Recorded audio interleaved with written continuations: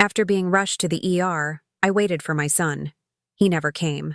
That same day, my daughter-in-law posted, "Finally, a light, drama-free night." I called the accountant.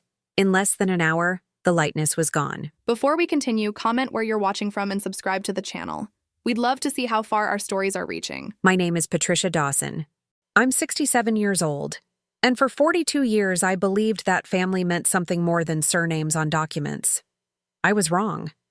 The collapse happened at 2:37 p.m. on a Tuesday in April, on the birthday nobody remembered. I know the exact time because when I woke up on the kitchen floor, the microwave's digital clock was blinking those red numbers in my face, mocking me. My head throbbed, vision blurred, metallic taste in my mouth. It took me 4 minutes to crawl to the phone on the living room side table. The ambulance took 19 minutes. I counted every second while lying on the hardwood floor Harold had varnished with his own hands in 1998, 3 years before the heart attack that left me widowed at 45. The smell of magnolia drifted through the open window, mixed with the old coffee I'd forgotten to throw out that morning.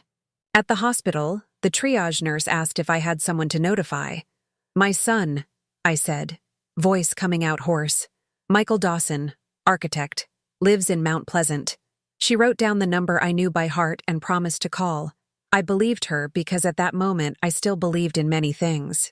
I spent 7 hours in the Charleston Regional Emergency Room. 7 hours lying on a gurney with a light blue curtain reeking of disinfectant, hearing other patients moan, nurses discussing shift schedules, the constant beeping of machines nobody turned off. The resident doctor, a young woman with her hair pulled back who couldn't have been more than 30, said my blood pressure had spiked to 190 over 110 due to medication interaction. I'd taken the wrong pill that morning, confused the bottles in my rush. "You were lucky," she said, adjusting the IV in my vein. Could have been a full stroke. Lucky. What an interesting word to describe waking up alone on your own kitchen floor. I called Michael 14 times. 14. I counted because after a while you start counting everything, quantifying each rejection to make sure you're not going crazy. On the 11th call, an older nurse with tired eyes and a badge reading Beverly stopped beside my gurney. "Honey, maybe he's busy. Is there anyone else you can call?"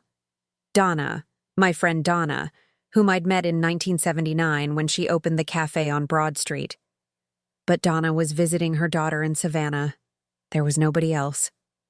My sister Sharon had died of cancer in 2019, and the few friends left from my teaching days were either in nursing homes or had moved to Florida. It was Beverly who brought my cell phone from my belongings bag and showed me, with that gentleness of someone who's seen this scene before, the illuminated Instagram screen. I don't use Instagram, never really understood how it works. But Beverly typed Amanda's name, my daughter-in-law, and there it was. The photo had been posted at 7:23 p.m., 4 hours after I'd called the first time. Amanda was sitting in a restaurant I recognized immediately. The Harbor Club, that expensive place at the marina where dinner for two doesn't run less than $200. She wore a red dress I'd never seen, blonde hair falling in perfect waves over her shoulders. The glass of white wine in her hand gleamed under the soft candlelight. The caption read, "Finally, a light, drama-free night." Beverly touched my shoulder and left without saying anything.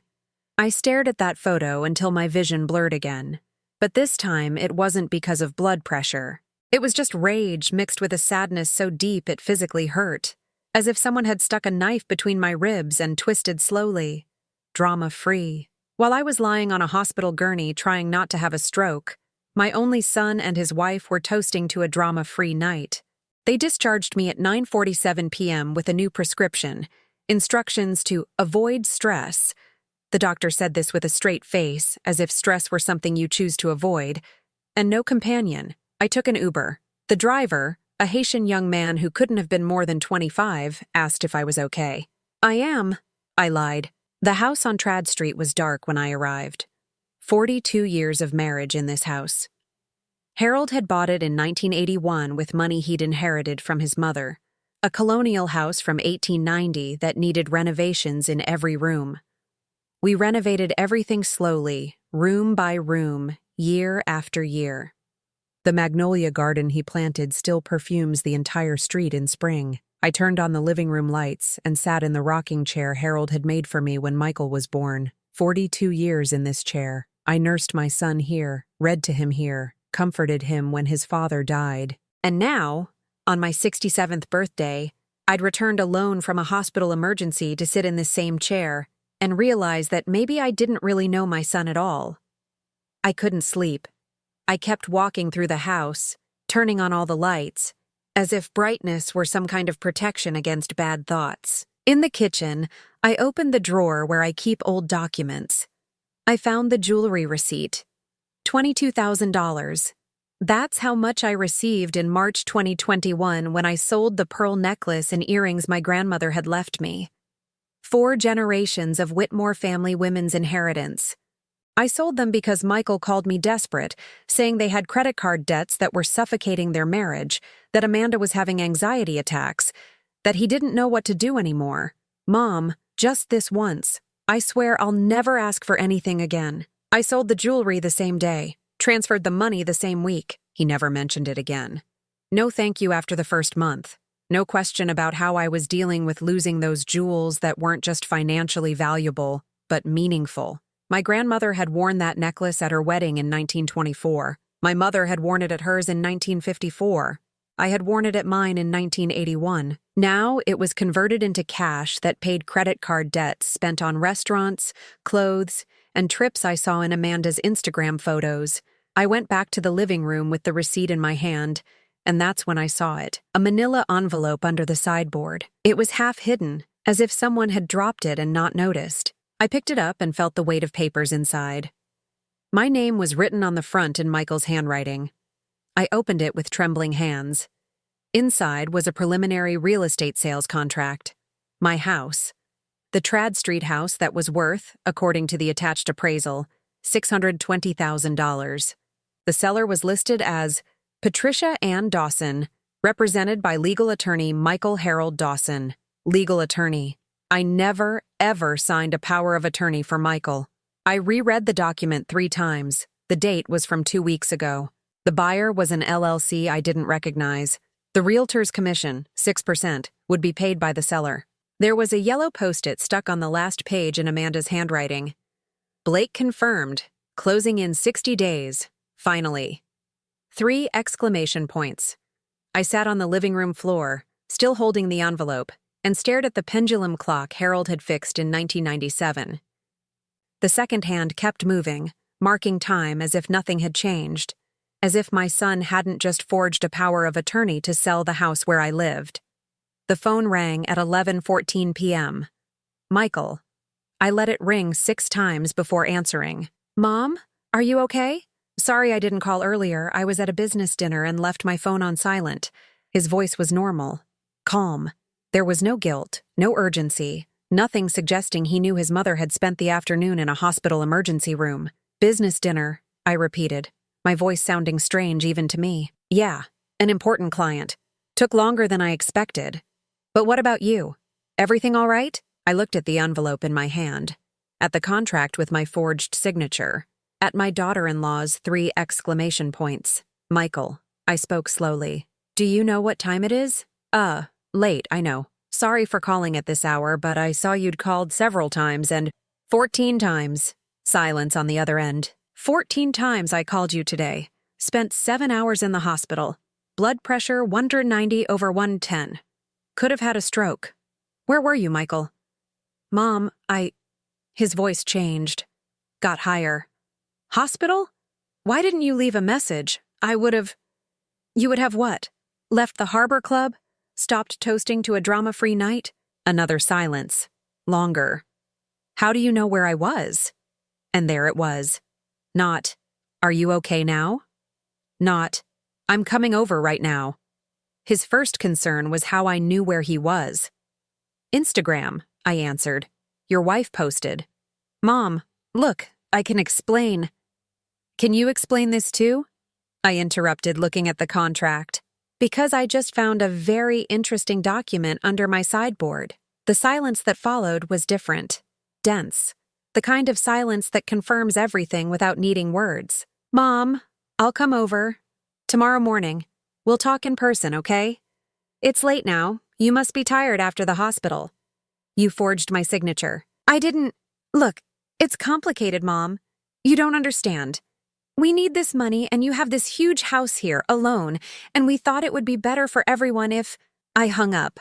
I sat on the living room floor until the clock struck midnight, holding the forged contract, hearing the creaking of the old floorboards, the distant hum of the air conditioner, the cicadas outside singing as if it were a normal Charleston summer. But nothing was normal. My son had forged my signature to sell my house, and when I almost died, he was toasting to a drama-free night. Michael showed up at 7:43 a.m. I know because I'd been sitting at the kitchen table since 6, drinking coffee that had gone cold an hour ago, staring at the forged contract spread in front of me like evidence at a crime scene. I didn't sleep. Couldn't. Every time I closed my eyes, I saw that Instagram post, that red dress, those 3 exclamation points on Amanda's handwriting. Finally. The doorbell rang twice before I got up to answer.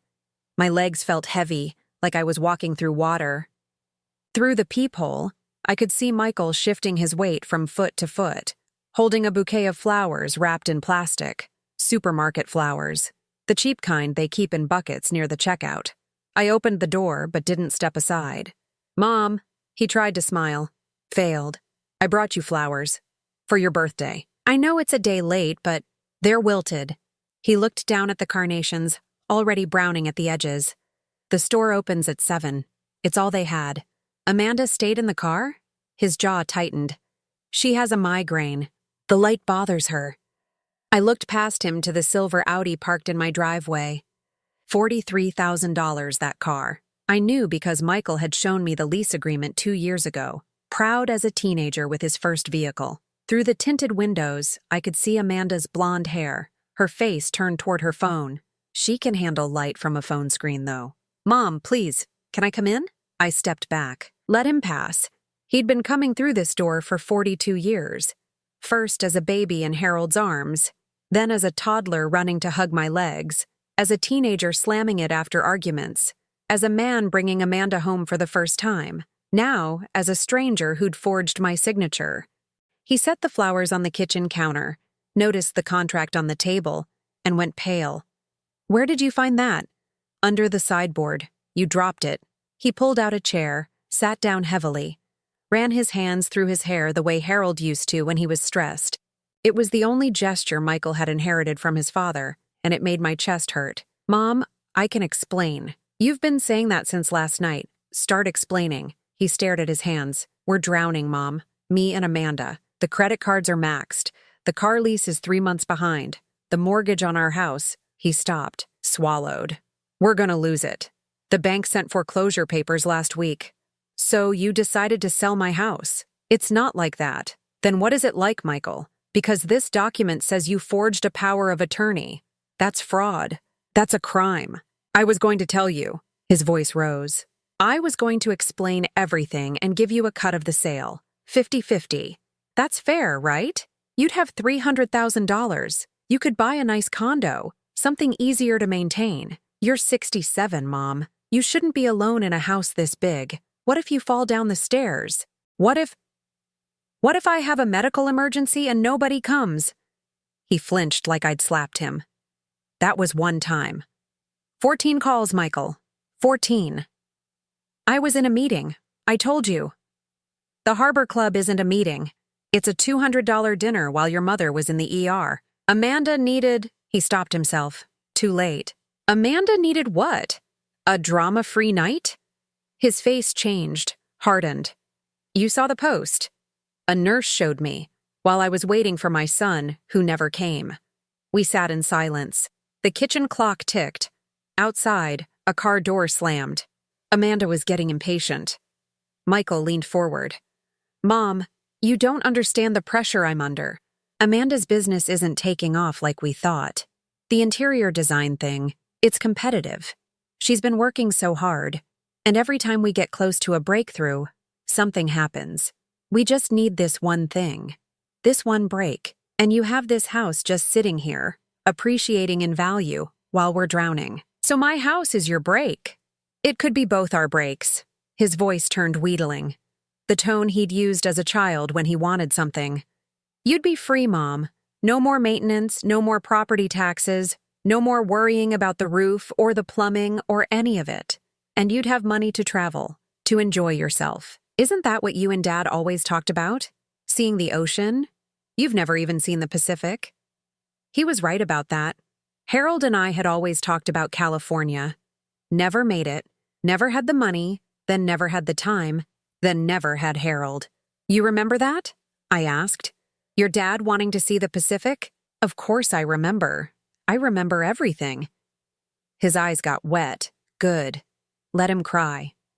"I remember him teaching me how to use the saw in his workshop. I remember the way you'd read to me in that rocking chair. I remember all of it, Mom. I'm not a monster. I'm desperate. Desperate enough to forge documents. Desperate enough to ignore your mother in the hospital. I made a mistake." His voice cracked. "I made a lot of mistakes, but I'm trying to fix it. That's why I'm here. We can work this out. We can make this right." The doorbell rang. We both froze. Through the kitchen window, I could see Donna on my front porch, holding a casserole dish. She must have gotten back from Savannah early. She always brought food when she knew I was alone. "Don't answer it," Michael said quickly. "Why not?" "Because this is family business. We don't need outsiders." I stood up and walked to the front door. Opened it. Donna took one look at my face and knew something was wrong. 43 years of friendship does that. "Patricia." She set the casserole on the porch railing. "I heard you were in the hospital. Why didn't you call me? You were in Savannah. I would have come back." She glanced past me, saw Michael in the kitchen. Her expression cooled. "Everything okay here?" "Actually?" Michael appeared behind me. "We're in the middle of something private, Donna. Family stuff." Donna ignored him, looked at me. "Do you want me to leave?" I thought about it. Thought about the contract on my table, the forged signature, the 3 exclamation points. Thought about 14 unanswered calls and a drama-free night. "No," I said. "Stay." Michael's face went red. "Mom, seriously? This is between us. Donna's family." I stepped aside to let her in. "More family than you've been acting lately." That hit him. Good. I wanted it to hit him. Donna came inside, picked up the contract from the kitchen table, read it. Her face went from confused to angry in about 10 seconds. "Michael Harold Dawson." Her voice could have cut glass. "Did you forge your mother's signature?" "It's complicated. It's fraud. It's—" He looked between us, desperate now. "You don't understand. Neither of you understand what it's like. Amanda and I work so hard. We do everything right. But nothing's ever enough. Her parents cut her off because they didn't approve of me. My mom has all this money tied up in a house she doesn't need while we're about to lose everything. How is that fair?" "Fair?" Donna's voice rose. "Your mother spent 7 hours in the hospital yesterday, alone, on her birthday, while you were out celebrating, and you want to talk about fair? That's not—" He turned to me. "Mom, tell her. Tell her it's not like that." But I couldn't, because it was exactly like that. Amanda appeared in the doorway then, migraine apparently cured. She was wearing yoga pants and a cropped top that probably cost more than my monthly grocery bill. Her eyes swept the kitchen, landed on Donna, narrowed. "Who's this?" "A friend," I said. "A friend who should probably leave." Amanda moved to stand next to Michael, her hand finding his. United front. "This is a family discussion." "Funny," Donna said. "Patricia's family seems to forget she exists until they need something." Amanda's face went hard. Pretty girl, but when she got angry, something cold showed through. "Excuse me?" "You're excused." Donna crossed her arms. "Right out that door you just walked through." "Michael." Amanda's voice got that edge I'd heard before. That tone that said she was done pretending. "Are you going to let this woman disrespect me?"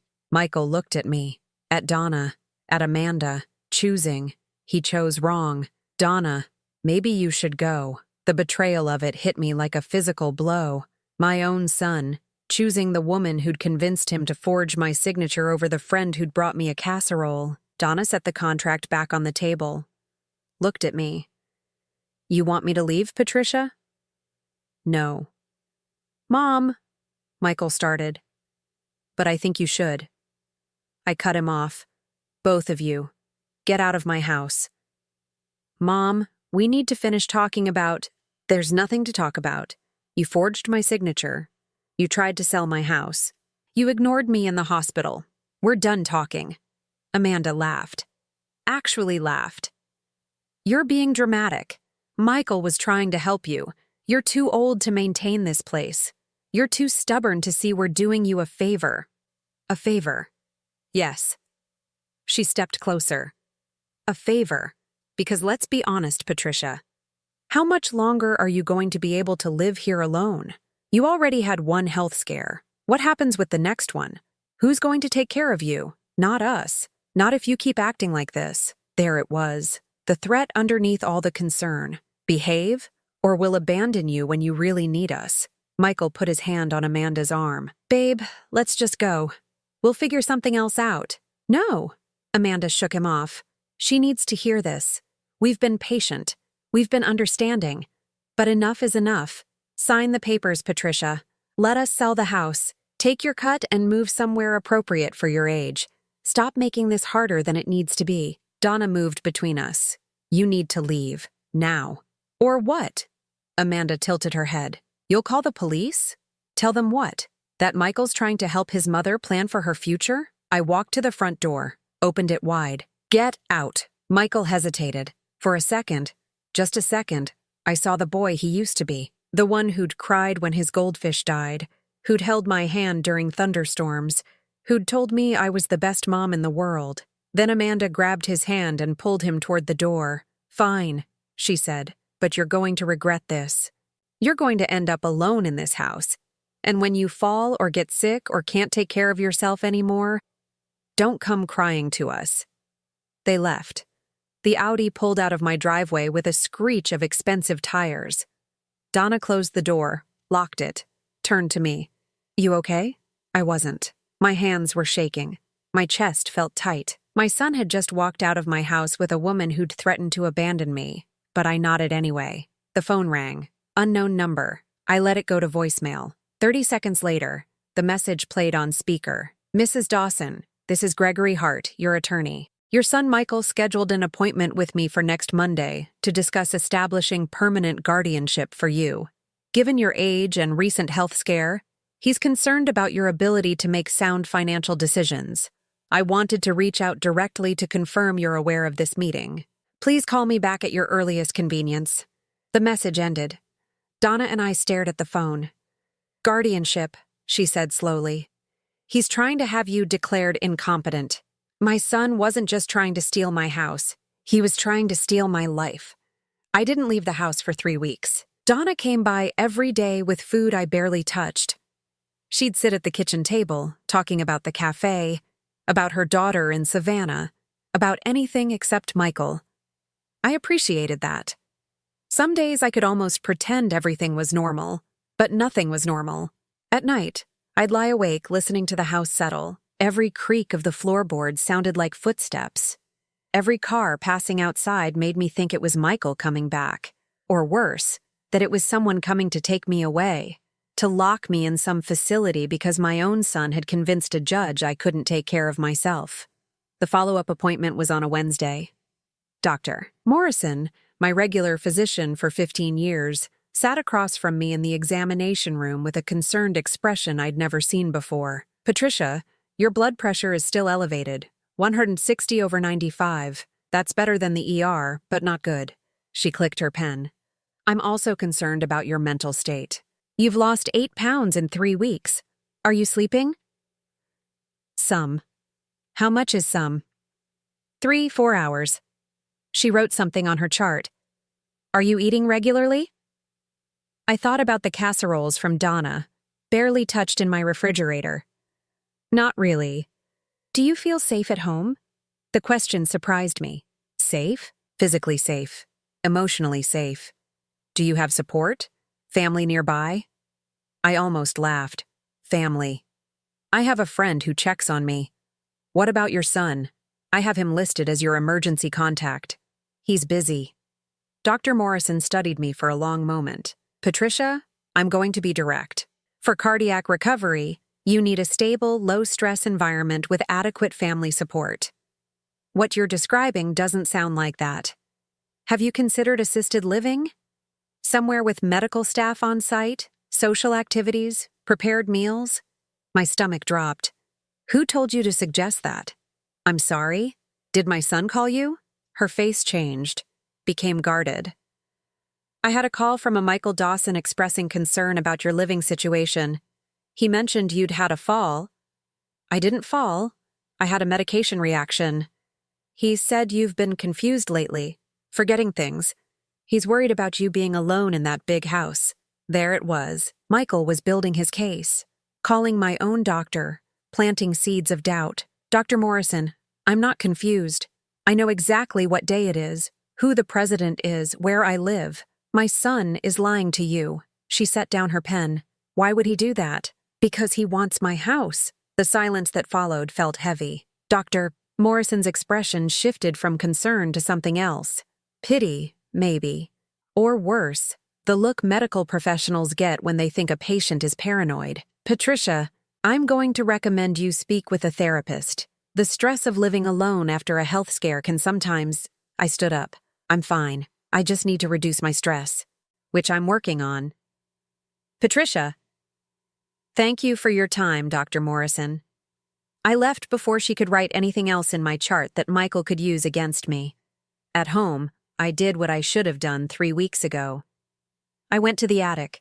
The boxes were where Harold and I had left them in 2002, the year before he died. Photo albums, tax returns, medical records, our entire marriage documented in cardboard and dust. I found what I was looking for in the third box, a green ledger Harold had given me in 1985, the year after Michael was born. Keep track, he'd said. Someday you'll want to remember. I'd kept track. Every single expense related to Michael for 20 years, written in my neat teacher's handwriting. Private kindergarten at Charleston Academy, $8,500 a year for 3 years, $2,500. Elementary through high school tuition, $12,000 a year for 9 years, $108,000. College at Clemson, architecture program, $98,000 total. His first car, a used Honda, $8,500. Down payment help for his first apartment after college, $12,000. The wedding to Amanda, $28,000. We'd paid for everything because Amanda's parents couldn't afford it. Money for furniture when they bought their house, $6,000. The jewelry I'd sold last year, $22,000. I added it up 3 times to be sure. $187,000. $187,000 over 40 years. Money Harold and I had worked for, saved, sacrificed. Harold working overtime at the engineering firm, me teaching summer school when I should have been resting. All of it for a son who was now trying to have me declared incompetent so he could take the only thing I had left. I carried the ledger downstairs and set it on the kitchen table next to the forged contract. Evidence. Documentation. Proof that I was the opposite of confused. The doorbell rang. Through the peephole, I saw Donna holding a folder. "You need to see this," she said when I opened the door. Her face was grim. We sat at the kitchen table. She opened the folder. Inside was a printed email. "I shouldn't have this," Donna said. "But Amanda uses her laptop at my cafe sometimes. She left it open when she went to the bathroom last week. I couldn't help but see." The email was from Amanda to someone named Blake Morrison. The date was 3 weeks ago, right after my hospital visit. "Blake, good news. The old woman had a health scare, in hospital now. This is perfect timing. Michael's pushing the guardianship angle with her doctor. Once we get that through, we can proceed with the sale without her interference. She's not going to last much longer anyway. Let's accelerate the paperwork. I want to close before summer." I read it 3 times. Each time the words got colder. The old woman. Not going to last much longer. Without her interference. "I'm sorry," Donna said quietly. "I printed it because I thought you should know. But Patricia, this is evidence. This proves premeditation. This proves they're not trying to help you." I stared at Amanda's words. Clinical, calculating, like I was already dead and she was just waiting for the funeral. "There's more," Donna said. She pulled out her phone, opened a saved screenshot. This is from Amanda's Instagram story from 2 days ago. She deleted it after an hour, but I grabbed it. The image showed Amanda in what looked like a furniture store. The caption read, "Planning the future. Can't wait to redecorate. She's already picking out furniture for your house," Donna said. "She's already spending the money in her head." I felt something crack inside me. Not break. I'd been broken since that night in the ER. This was different. This was something hardening, crystallizing into something sharp and cold. "Patricia?" Donna touched my hand. "What are you thinking?" I looked at the ledger showing $187,000 in sacrifices, at the forged contract showing $620,000 in theft, at the email calling me the old woman who wouldn't last much longer. What was I thinking? I was thinking that Amanda was right about one thing. This needed to accelerate. "I need to make a phone call," I said. "To who?" "Gregory Hart, my attorney." I picked up my phone and dialed the number from the voicemail. Gregory answered on the second ring. "Mrs. Dawson, I'm glad you called back." "About this guardianship meeting. Cancel it," I said. "And I need to hire you. Not for guardianship, for fraud, for forgery. And I need to change my will." Silence on the other end. Then, "I think you should come to my office, today, if possible." "I'll be there in an hour." I hung up, stood up. For the first time in 3 weeks, I felt like I could breathe. Donna was staring at me. "Patricia, what are you planning?" I picked up the email, the ledger, the contract, slid them all into the folder. They want to take everything from me because they think I'm too weak to fight back. They think being 67 and having a health scare makes me helpless. I met Donna's eyes. "They're wrong. What are you going to do?" "I'm going to show them what happens when you mistake kindness for weakness." I grabbed my purse, my keys, checked my reflection in the hallway mirror. I looked older than I had 3 weeks ago. Thinner, tired. But my eyes were clear, sharp. I looked like someone who'd finally stopped being afraid. "Come with me," I said to Donna. "I'll need a witness." We drove to Gregory Hart's office in the historic district. Every block of Charleston felt different now. Not like home. Like a battlefield where I was finally ready to fight. Gregory's office was on the second floor of a Victorian building. Inside, it smelled like old law books and Colombian coffee. He was younger than I expected, maybe 54, with silver at his temples and sharp blue eyes behind rimless glasses. "Mrs. Dawson." He shook my hand. Firm grip. "Please, sit." I sat. Slid the folder across his mahogany desk. Forged power of attorney. Email showing premeditated fraud. Financial records showing $187,000 invested in my son over 20 years. And a daughter-in-law who's already redecorating my house in her mind. Gregory opened the folder, read slowly. His expression never changed, but I saw his jaw tighten. "This is quite serious," he said finally. "Your son could face criminal charges." "Good." He looked up. "Mrs. Dawson, I need to be clear. If we pursue this legally, there's no going back. This will destroy your relationship with your son permanently." I thought about 14 unanswered calls, about a drama-free night while I was in the ER, about being called the old woman who wouldn't last much longer. "Mr. Hart," I said, "that relationship is already destroyed. I'm just making it official." He nodded, pulled out a legal pad. "Then let's begin." Gregory Hart worked fast. By Friday afternoon, 3 days after our first meeting, everything was in motion. "The power of attorney has been formally revoked," he said over the phone. "I've filed it with the county clerk's office. I've also sent cease and desist letters to the realtor, Blake Morrison, and the LLC attempting to purchase your property. They now know the sale was unauthorized and any further action will result in legal consequences." "What about Michael?" "I've notified him that you've retained counsel and that any attempts to proceed with guardianship will be contested. I've also requested all documentation he plans to present regarding your alleged incompetence." Gregory paused. "Mrs. Dawson, I should tell you, he's retained an attorney, Richard Blackwood, corporate litigation specialist, expensive." "Where's Michael getting money for an expensive attorney?" "That," Gregory said, is an excellent question. I knew the answer already. He was probably borrowing more money, digging himself deeper, gambling everything on winning this fight, on taking my house. There's one more thing, Gregory continued. I've completed the new will as you requested. Everything goes to the Patricia Dawson Institute for Elder Financial Protection.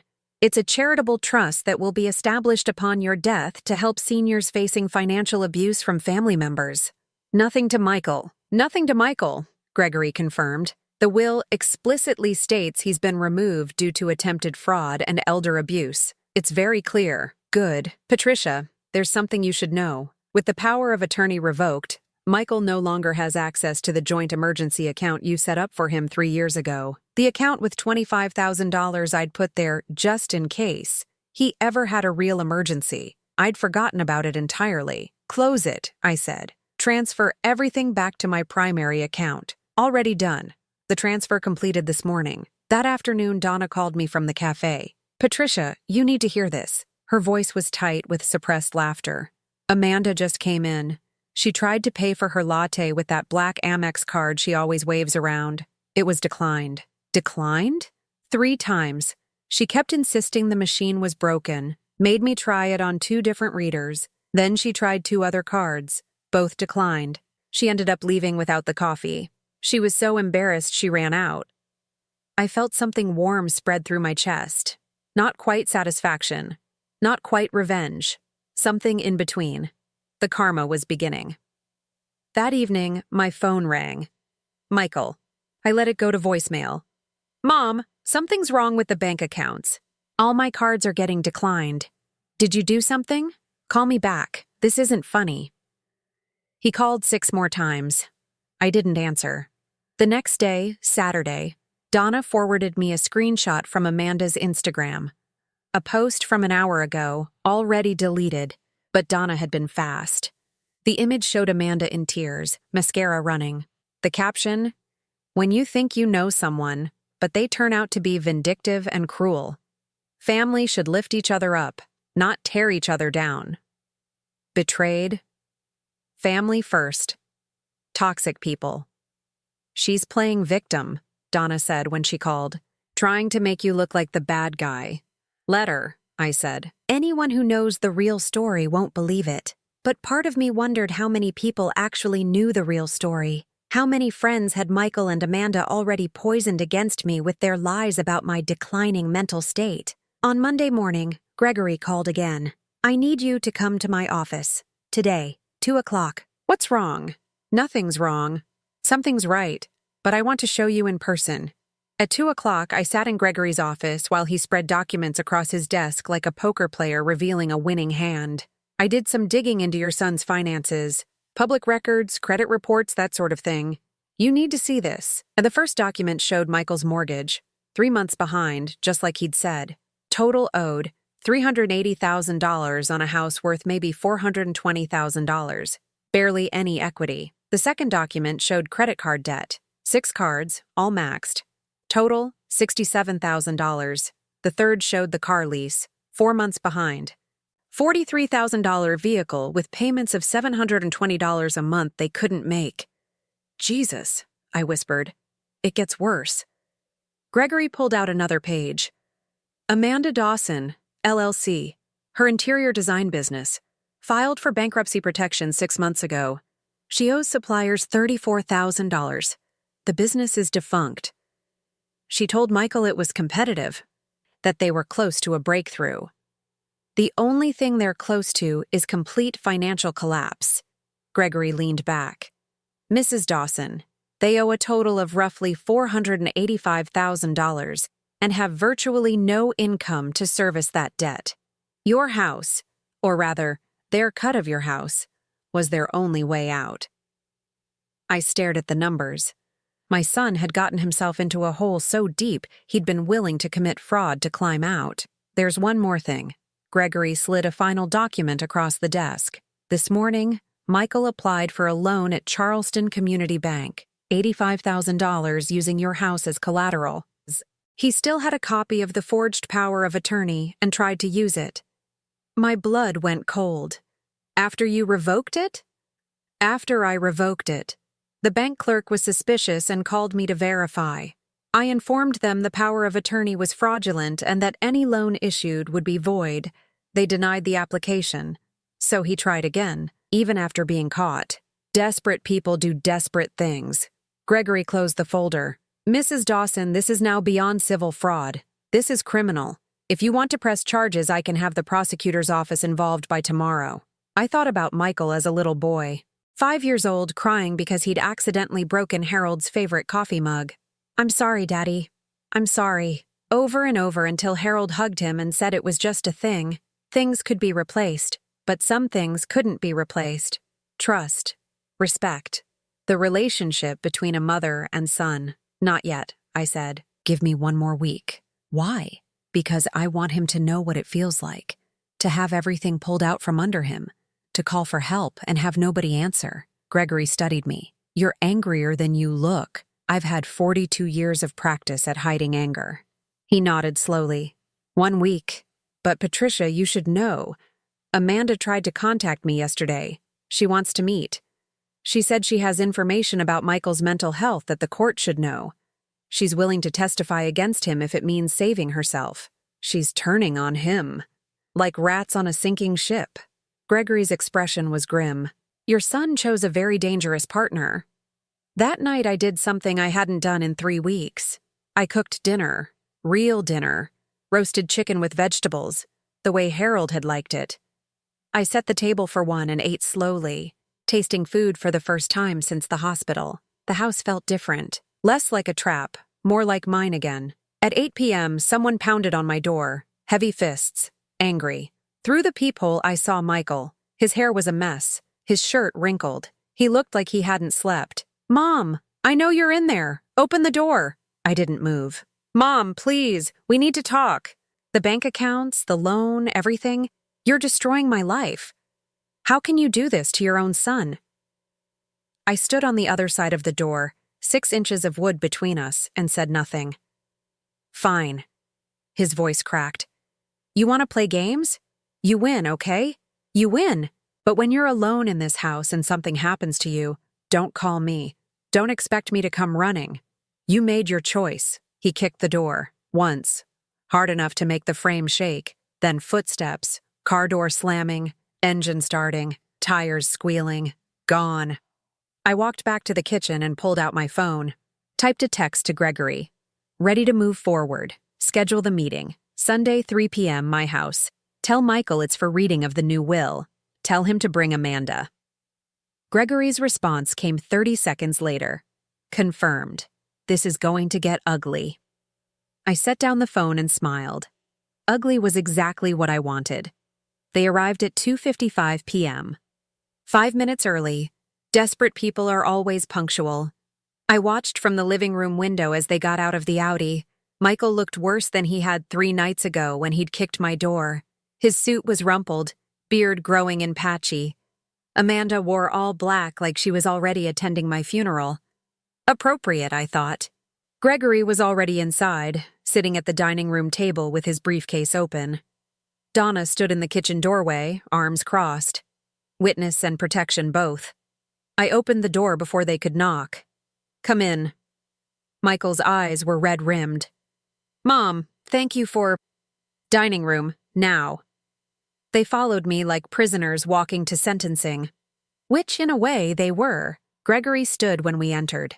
Mr. Dawson, Mrs. Dawson, please, sit. They sat across from me. Michael kept glancing at the papers spread on the table. Amanda's face was carefully blank, but I could see the calculation behind her eyes, already planning her next move. This shouldn't take long, Gregory said. He opened a folder. Mrs. Patricia Dawson has requested this meeting to inform you of changes to her estate planning documents. As of last Monday, her will has been revised.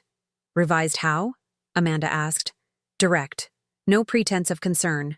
Gregory slid 2 copies of the will across the table, one to Michael, one to Amanda. All assets, property, and financial instruments will be transferred upon Mrs. Dawson's death to the Patricia Dawson Institute for Elder Financial Protection, a charitable trust established to assist seniors facing financial abuse from family members. The silence was absolute. Michael looked up from the paper, face white.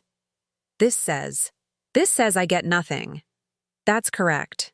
But I'm your son. I'm your only child. You can't just, I can, I said, and I did. Mom, please. His voice shook. I know I made mistakes. I know I screwed up. But you can't do this. That's my inheritance. That's my father's house. That's your father's house? I leaned forward. Harold left this house to me. Not you. Me. And what I do with it is my choice. Amanda was reading the will carefully, lips moving slightly. When she finished, she looked up with pure hatred. This is vindictive. This is cruel. You're punishing Michael for trying to help you. Help me? I laughed. Actually laughed. Is that what you call it? Gregory pulled another document from his briefcase. Perhaps we should review the definition of help in this context. He laid out the forged power of attorney, then the email Amanda had sent to Blake Morrison, then the bank records showing Michael's second fraud attempt 3 days ago. Forgery, Gregory said, tapping the power of attorney. Conspiracy to commit fraud. He tapped the email. Attempted theft. He tapped the bank records. Michael stared at the papers like they were written in a foreign language. Amanda recovered first. Those are taken out of context. Michael was trying to plan for Patricia's future. The power of attorney was a miscommunication. A miscommunication that involved forging a signature? Donna spoke from the doorway. That's a creative interpretation. Amanda's eyes narrowed. Who asked you? I asked her, I said. Donna's been more family to me than either of you. That's not fair. Michael's voice cracked. Mom, I'm your son. I love you. We were trying to help because we love you. Michael, I kept my voice steady. Do you remember what you said 3 nights ago when you were pounding on my door? He looked away. You said when something happens to me, I shouldn't call you. You said I made my choice. Do you remember that? I was angry. I didn't mean, yes, you did. I pulled out my phone, opened the voice recording app, hit play. Michael's voice filled the room. Angry, desperate, threatening. You want to play games? You win, okay? You win. But when you're alone in this house and something happens to you, don't call me. Don't expect me to come running. You made your choice. Then the sound of him kicking my door. The recording stopped. Michael put his head in his hands. That's abuse, Gregory said quietly. Threatening to abandon a 67-year-old woman with a cardiac condition. Threatening to withhold care unless she complies with your demands. That's textbook elder abuse. I didn't mean it, Michael whispered. But you said it? I replied. And you meant it when you forged my signature. You meant it when you called my doctor to plant seeds about my mental competence. You meant it when you tried to take out a loan against my house 3 days after being told the power of attorney was revoked. He looked up, eyes wet. Mom, I'm drowning. We're drowning. You don't understand the pressure. Amanda's parents won't help. My salary doesn't cover the debt. I didn't know what else to do.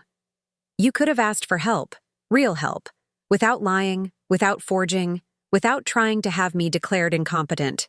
Would you have given it? He was crying now. Full tears. Would you have just handed over $300,000 if I'd asked? No.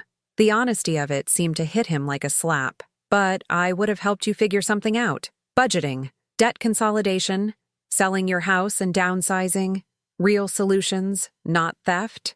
Amanda stood up abruptly. This is pointless.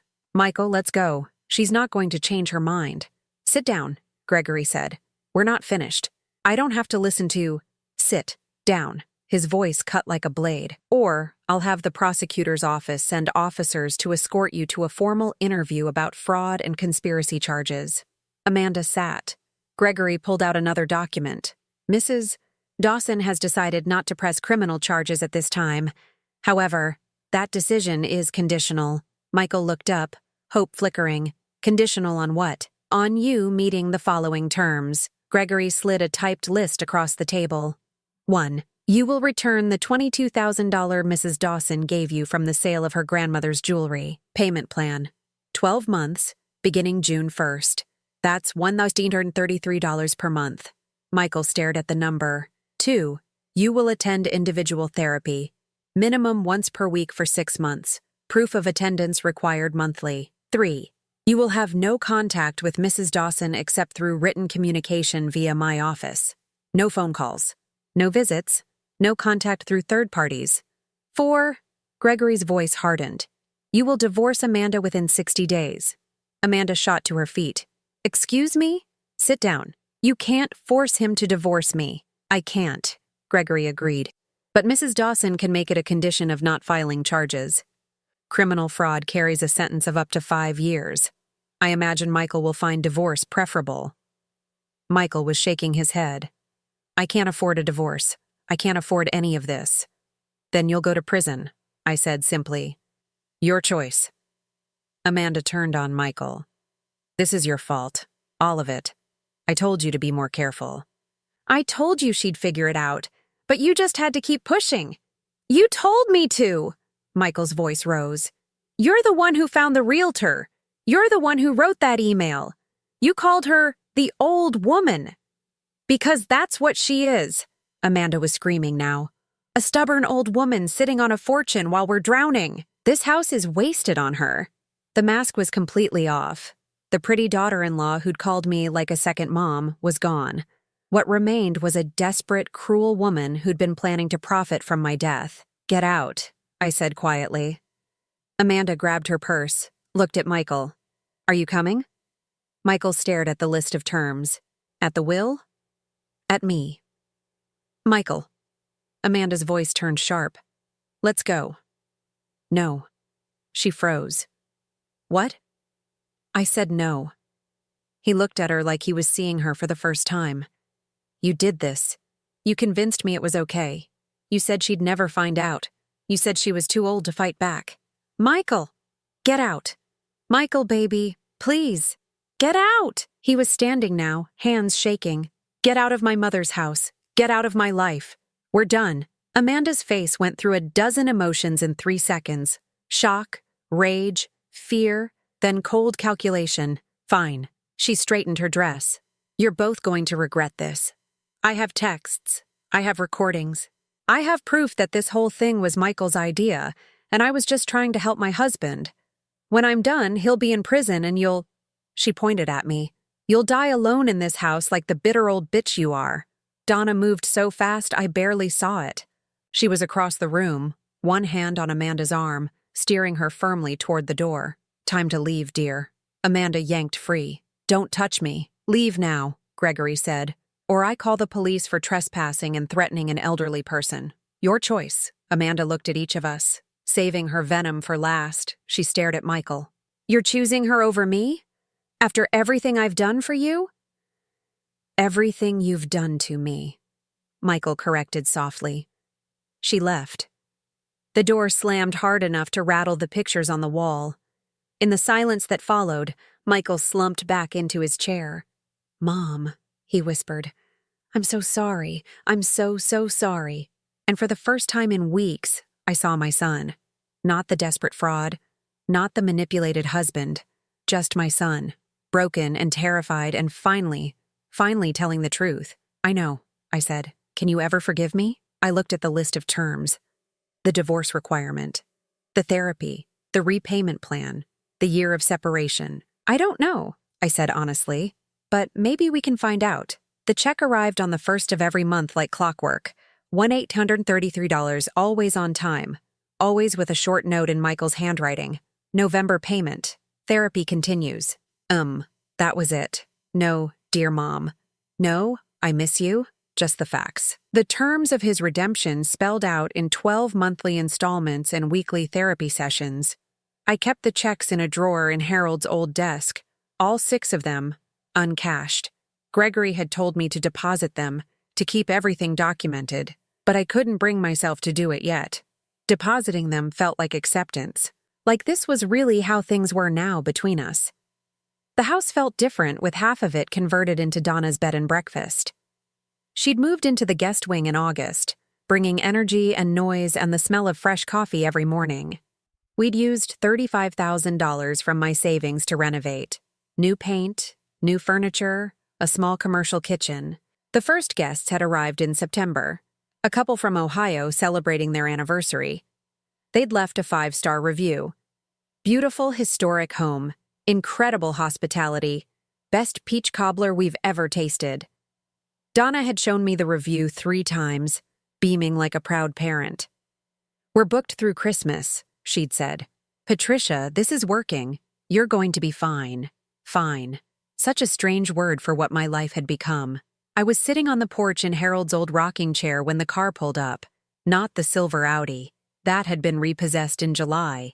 This was a 10-year-old Honda Civic with a dent in the passenger door. Michael got out carrying a small cardboard box. My heart lurched. He looked thinner, older. There were lines around his eyes that hadn't been there 6 months ago. But he was clean-shaven. His shirt was pressed. He looked sober, present, like someone who'd been to war and survived. He saw me on the porch and stopped halfway up the walk. "Hi, Mom." Michael. We hadn't spoken since that Sunday in April. All communication had gone through Gregory's office. Monthly therapy confirmations, divorce papers signed in August, payment receipts, everything clinical and distant. "I know I'm not supposed to be here," he said, "but I wanted to give you this in person." He climbed the porch steps slowly, like he was approaching a wild animal that might bolt. Set the box on the railing between us. "What is it?" "The jewelry. Your grandmother's necklace and earrings. I bought them back." My hands trembled as I opened the box. There they were, the pearls that 4 generations of Whitmore women had worn, the ones I'd sold to save him. "How did you—" "I tracked down the buyer through the jeweler. Took me 3 months, cost every penny I had saved, but—" He shrugged. "They're yours. They should have always stayed yours." I lifted the necklace. The pearls caught the afternoon light, glowing soft and warm. My grandmother's wedding necklace. My mother's. Mine. "Thank you," I whispered. "It's not enough. I know it's not enough. But it's a start." We stood there in silence. A mother and son separated by 6 months of lawyers and therapy and a year's worth of monthly payments. "How's the therapy?" I asked finally. "Hard." He laughed without humor. "Dr. Chen doesn't let me get away with anything. She says I have codependency issues, weak boundaries, a tendency to sacrifice my values for external validation." He paused. "She says I was raised by someone who taught me love meant sacrifice. So I married someone who exploited that." The words hit like a slap. "I'm not blaming you, Mom. That's not what I meant." He sat on the porch step, tired. "You taught me that love looks like giving until it hurts, and you lived that way with Dad, with me, with everyone. It's beautiful. But I took it and twisted it, found someone who would take and never stop taking. Amanda, yeah." He picked at a splinter on the step. "The divorce was final in August. She fought for alimony, but Gregory shut that down fast. She's in Atlanta now, working for her cousin's real estate firm. She sent me an email last month. What did it say? That I'm a coward, that I chose my mother over my wife, that I'll regret it." He looked up. "I don't regret it, Mom. I regret what I did to you. But choosing you over her, that's the first thing I've gotten right in years." A B&B guest came out the front door, Mrs. Chen from Virginia, staying for a genealogy conference. She nodded politely and walked toward downtown. Michael watched her go. "You turned half the house into a bed and breakfast? Donna's running it. We're partners. That's really smart, Mom." He smiled, genuine for the first time. "Dad would have loved that. The house full of people again." We sat in silence. A Charleston afternoon settling into evening. Magnolia scent drifting from the garden. Church bells ringing 6 o'clock from St. Philip's down the street. "The payments," I said. "I haven't cashed them." He looked up, surprised. "Why not?" "I don't know. Maybe because cashing them feels like giving up, like saying this is all we are now, debtor and creditor. What else could we be?"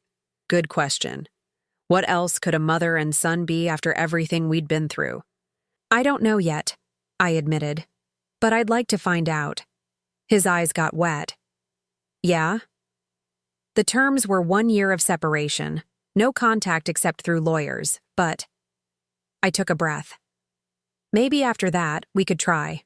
Slowly, coffee once a month, no expectations, no pressure, just See if there's anything left to build on. I'd like that. He wiped his eyes roughly. I'd really like that.